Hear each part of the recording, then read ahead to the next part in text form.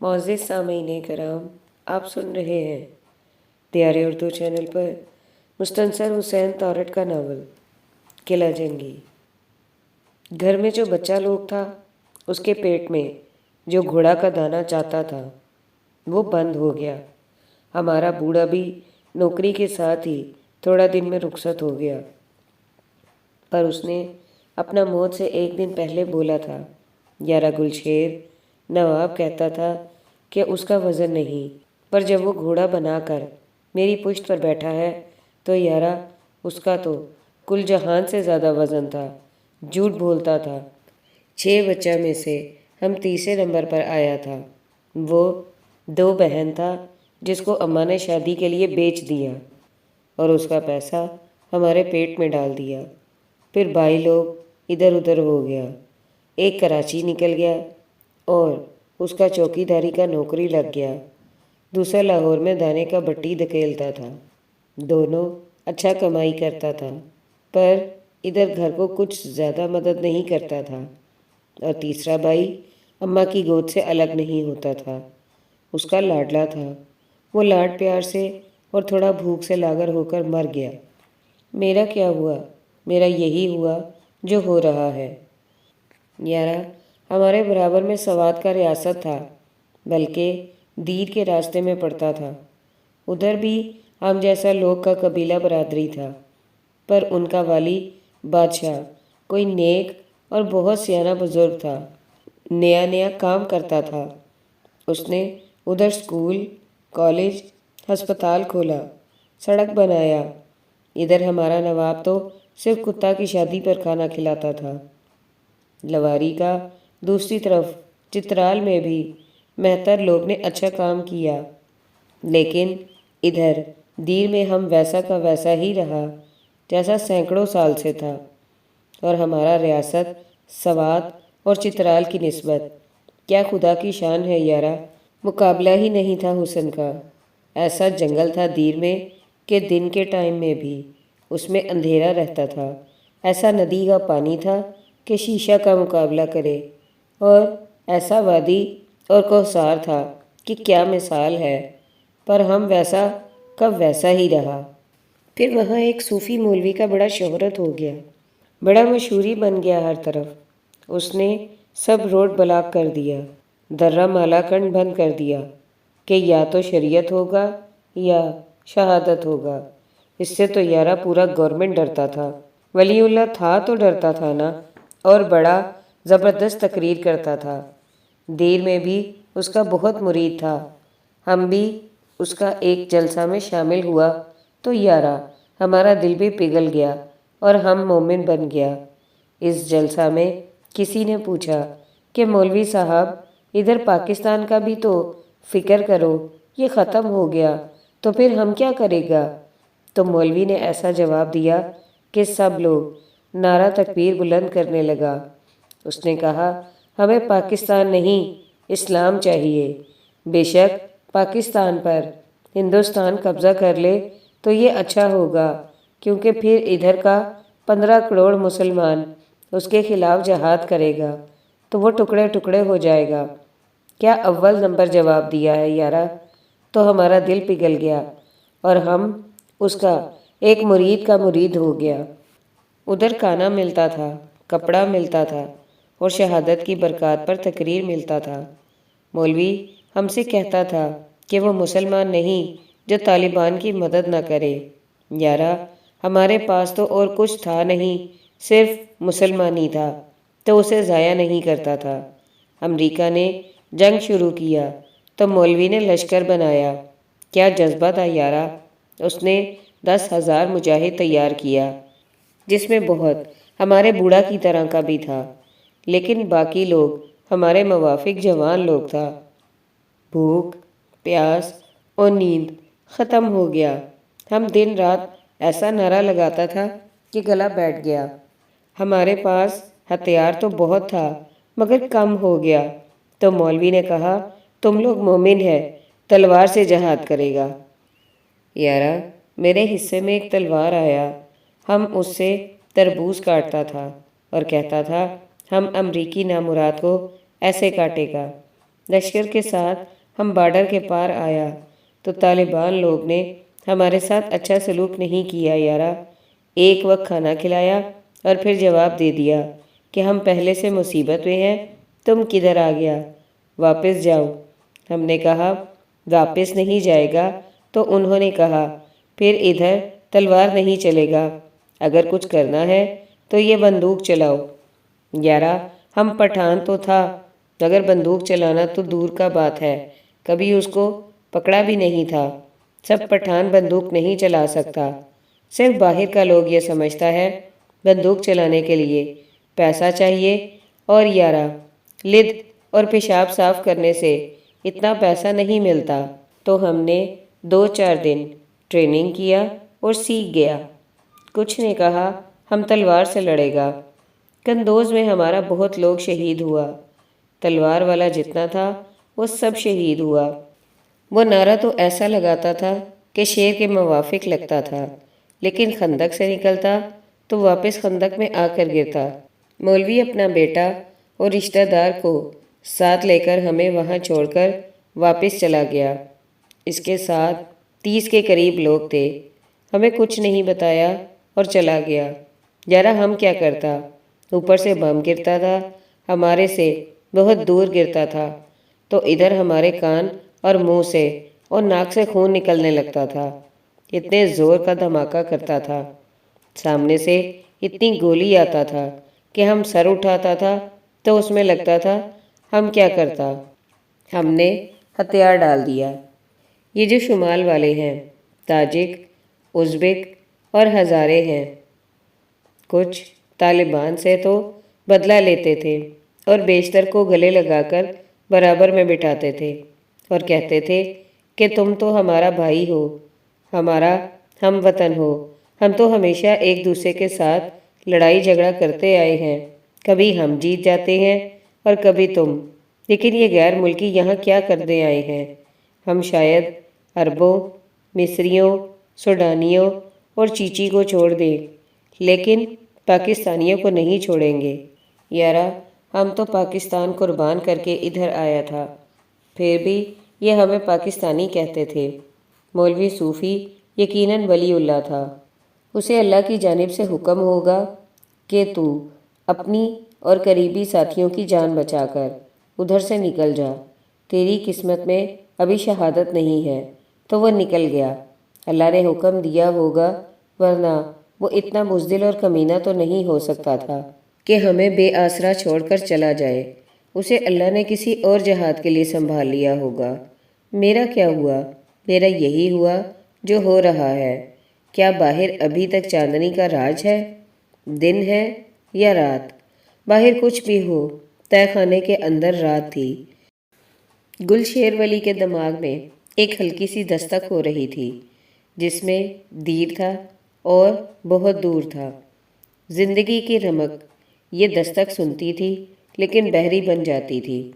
گھوڑا اکڑا پڑا تھا، اس کے مردہ گوشت کا ایک پارچہ گلشیر ولی کے معدے میں ابھی تک حل ہو جانے سے انکاری تھا، لیکن اس کی موجودگی کی گرمی اس کے دماغ میں اتنی حدت روانہ کرتی تھی کہ وہ دستک دے رہا تھا۔ یارا اس مردہ گھوڑے کا رنگ وہی ہے، دیر کے اندھیرے جنگلوں میں جو خزاں رسیدہ پتے ہولے ہولے گرتے ہیں، ان کا رنگ۔ اس کی پسلیاں ننگی ہو رہی ہیں لیکن اس کی پشت ابھی تک سالم ہے۔ اس پر سوار ہو کر دیکھتے ہیں یارا کہ ہمارا بوڑھا کیا محسوس کرتا ہوگا جب وہ گھوڑے پر بیٹھتا تھا۔ گھوڑے پر بیٹھو، گھوڑے پر بیٹھو، دستک غالب ہو رہی تھی۔ گلشیر ولی گھسٹتا ہوا اپنے آپ کو دھکیلتا، جیسے اس کا بھائی دانے کی بٹی کو مشقت اور مشکل سے دھکیلتا تھا۔ سرد لد اور ساتھیوں کے نیم مردہ بدنوں پر سے گھسٹتا گھوڑے کے قریب آیا، ایک ٹانگ اٹھا کر اس پر سوار ہونے کی کوشش کی اور پھر گر گیا۔ گھوڑا تو مردہ پڑا ہے یارا، اس پر کیسے سواری کرے گا گلشیر؟ ایک اور دستک ہوئی، اس نے ہاتھ بڑھا کر اس کی پتھر ہو چکی پشت کو پیار سے تھپکی دی تو اس کی تانبا رنگت کی جلد تھرائی، جیسے اس میں ابھی تک زندگی کی حدت موجود ہو۔ پھر اس کی تھوتنی کچے فرق سے اٹھی اور گلشیر کے روبرو ہو گئی۔ اس میں دو بے جان شیشہ آنکھیں گلشیر کی آنکھوں کے سامنے تھیں۔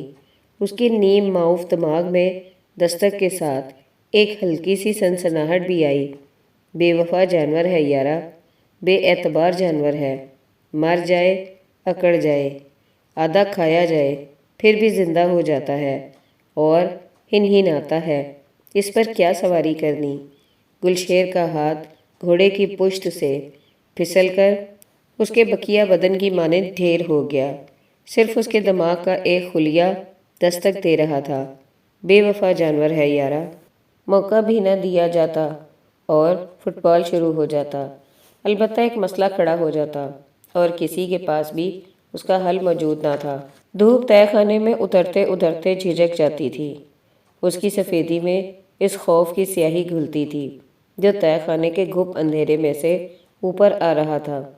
وہ نابینا سی ہو رہی تھی کیونکہ اس کی کرنوں میں قلعہ جنگی کے کچے صحن سے اٹھنے والی دھول کے ذرے تیرتے تھے۔ اوپر ہوا تیز تھی، آج ہوا تیز تھی۔ وہ لاشوں کے دریدہ دامنوں کے پھریرے لہراتی تھی اور یہ دامن بار بار اپنی ہی لاشوں پر سر پٹکتے تھے۔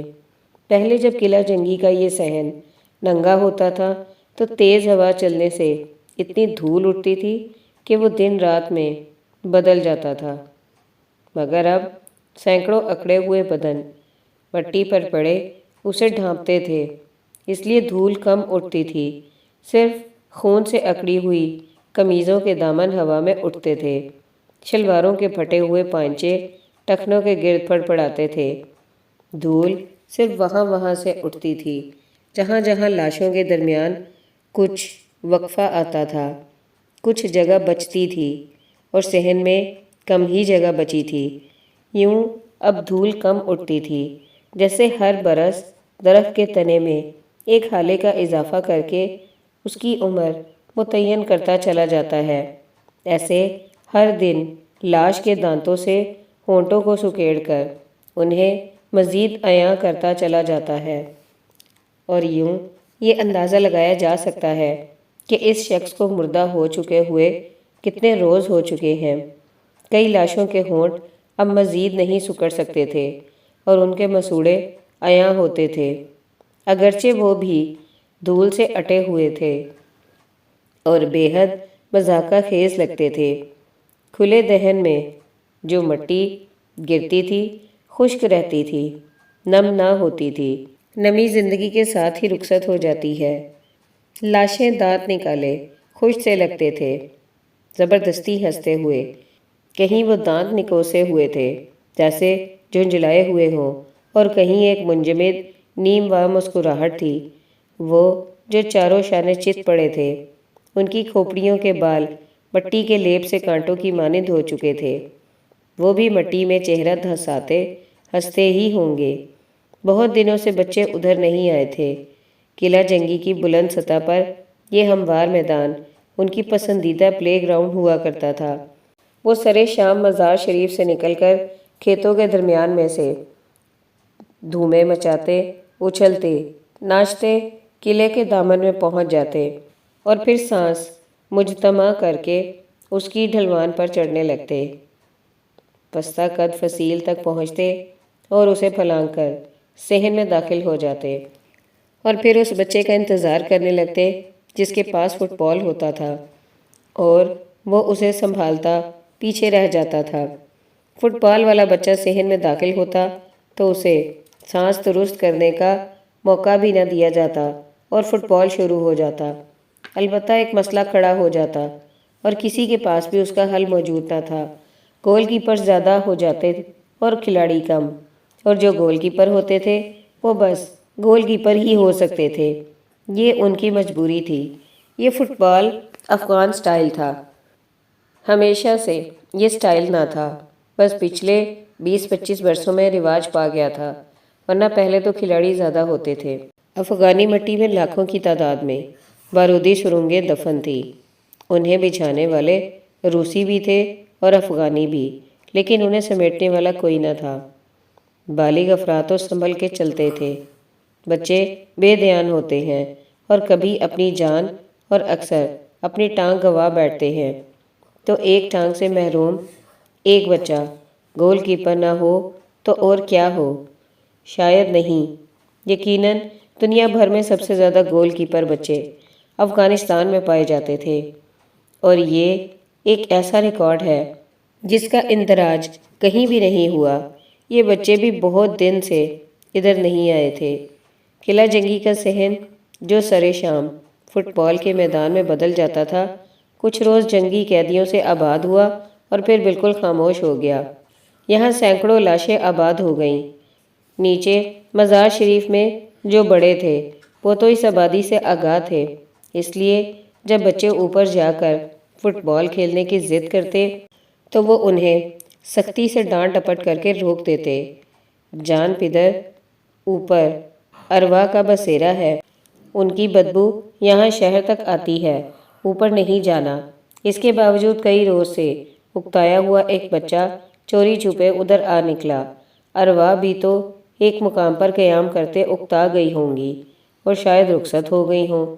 یہ فرمان اللہ کی منطق تھی، اس لیے وہ چپکے سے گھر سے نکلا تھا، کھیتوں میں کودنے اور چھلانگیں لگانے کی بجائے جھکا جھکا چلتا چلاتا قلعے کے دامن میں پہنچا تھا، پھر سانس مجتمع کر کے اس کی ڈھلوان پر چڑھتا پستہ قد فصیل تک آ گیا تھا۔ اس نے بہت احتیاط سے اس فصیل پر سے صحن کے اندر جھانکا تھا، وہاں فٹ بال کھیلنے کے لیے کوئی جگہ نہ بچی تھی۔ فرمان اللہ کو یہ منظر سمجھ میں نہیں آ رہا تھا، اور اس منظر میں سے اٹھنے والی بدبو تو بالکل سمجھ میں نہیں آ رہی تھی۔ وہاں تو کوئی روح نہ تھی، لاشیں تھیں۔ ایک افغان بچے کے لیے ایک لاش کبھی بھی کسی حیرت کا موجب نہیں تھی۔ اس کے گھر کے صحن میں، کسی کھیت میں، اسکول کے باہر کوئی ایک یا کئی لاشیں محض معمول تھیں، سوائے ایک فرق کے، گھر کے صحن میں جو لاش ہوتی تھی وہ اپنی ہوتی تھی۔ اپنی سے مراد کسی عزیز رشتہ دار یا بہن، بھائی یا باپ کی، جو دشمن کے ہاتھوں مارا گیا ہوتا تھا۔ دشمن ایک نہ تھا، بدلہ لیتے رہتے تھے۔ کھیتوں میں پڑی لاش لاوارث ہوتی تھی، کسی اور قبیلے یا کسی اور خطے سے آنے والے کی لاش، اور جب اسے کتے اور گدھ نہیں کھا سکتے تھے تو اس کی بدبو سے مجبور ہو کر اسے کسی گڑھے میں دبا دیا جاتا تھا۔ اسکول کے باہر کوئی بھی لاش ہو سکتی تھی، بالکل اپنی یا سراسر پرائی۔ ہاں یہ ہے کہ اگر وہ بچہ شمال کا ہے تو پہلے روسی اسے لاشیں مہیا کر دیتے تھے، پھر طالبان نے یہ ذمہ داری سنبھال لی، اور ان دنوں پتہ نہیں کون اس فرض کو سر انجام دے رہا تھا۔ لاشوں کی سپلائی میں رکنا نہیں پڑ رہا تھا، اور اگر وہ ایک بچہ پشتون ہے تو ان دنوں شمال والے ان کے قبرستان بھر رہے تھے۔ چنانچہ ایک افغان بچے کے لیے زندگی تو بن سکتی ہے، موت حیرت کا موجب نہیں بن سکتی۔ فرمان اللہ کو یہ منظر محض اس لیے بھی سمجھ نہیں آ رہا تھا کہ وہ تو اکا دکا دو چار لاشوں کا عادی تھا، لیکن اس کے سامنے لاشوں کی تعداد اس کی سمجھ بوجھ اور حساب کتاب سے کہیں زیادہ تجاوز کر گئی تھی۔ وہ اتنی زیادہ تعداد میں تھی کہ انہیں دیکھ کر افسوس نہیں ہوتا تھا، افسوس تو صرف اپنے کسی عزیز رشتہ دار کی چارپائی پر پڑی ایک لاش کو دیکھ کر ہوتا تھا، لیکن لاشوں کے ایک خاموش میلے کو دیکھ کر تو نہیں ہوتا۔ فرمان اللہ جب کچی فصیل کے روزن سے جھانک رہا تھا تو اس نے یہ بھی نوٹ کیا کہ اگر آج دوسرے بچے بھی آ جاتے، ایک فٹ بال میچ کا اہتمام ہوتا اور جو فٹ بال سنبھالتا اوپر آتا تھا، وہ نہ بھی آتا تو یہاں متعدد فٹ بال میسر تھے۔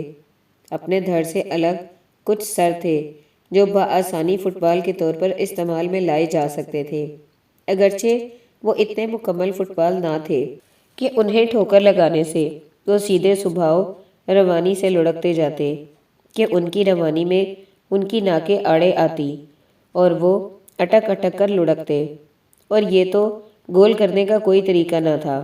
گڑھے میں پڑے ایک خاص زاویے پر اٹکے عجائب گھر میں سجے ایک مہاتما بدھ کی مانند سجے اس سر نے لب کھولے فرمان اللہ سے کہا، سرگوشی میں کچھ کہا جو کچی فصیل میں سے ایک روزن پر آنکھ جمائے فرمان اللہ تک نہ پہنچا۔